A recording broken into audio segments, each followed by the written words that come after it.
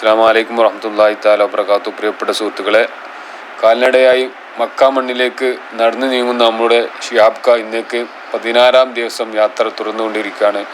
ഇൻഷാ അല്ലാഹ് ഇന്നലെ 15-ാം ദിവസം കുംതയിൽ നിന്ന് അങ്കോളയിൽ അവസാനിപ്പിച്ച് വീണ്ടും ഇന്ന് യാത്ര തിരിച്ചിരിക്കുകയാണ്. അല്ലാഹു തആല അനുഗ്രഹിക്കുമാറാവട്ടെ.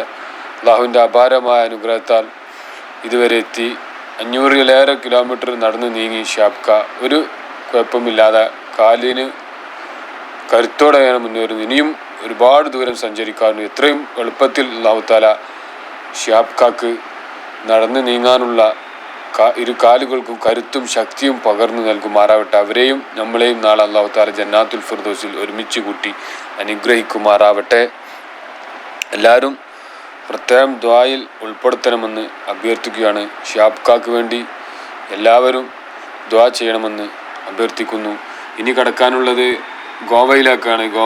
ഗോവ എങ്ങനെ ആകുമെന്ന് പ്രതീക്ഷിച്ച് കാണാം. അപ്പോൾ നമ്മൾ ഈ വീഡിയോ ഇവിടെ അവസാനിപ്പിക്കുകയാണ്. എത്രയും പെട്ടെന്ന് പുതിയ അപ്ഡേഷൻ ഉണ്ടായിരിക്കുന്നതാണ്.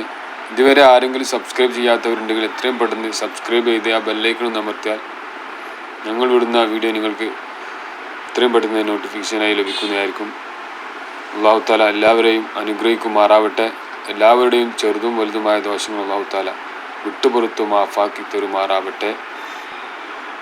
ഷിഹാബ് കക്കും നമുക്ക് അല്ലാഹു തആല ബർക്കത്തും റഹ്മത്തും തന്ന് അനുഗ്രഹിക്കുമാറാവട്ടെ. ഇനി ഗോവയിലൂടെയുള്ള യാത്രയാണ്. ഏകദേശം കർണാടക കഴിഞ്ഞു തുടങ്ങി. ഒന്നോ നാളായിട്ട് കർണാടക കഴിയാൻ സാധ്യതയുണ്ട്.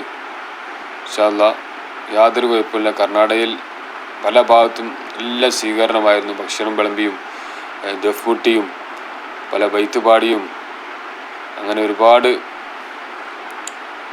മത സൗഹാർദ്ദത്തിൻ്റെ പേരിലും എല്ലാ ആളുകളും ജാതി മതവന്യ ആളുകൾ ഷിഹാബ് കയെ വരവേൽക്കുന്ന രംഗങ്ങളായിരുന്നു ഇന്നലെ കണ്ടുകൊണ്ടിരിക്കുന്നത്. തആല എല്ലാവർക്കും നല്ലത് നൽകി അനുഗ്രഹിക്കുമാറാവട്ടെ. അസ്സലാമു അലൈക്കും വറഹ്മത്തുള്ളാഹി തആല വബറകാതുഹു.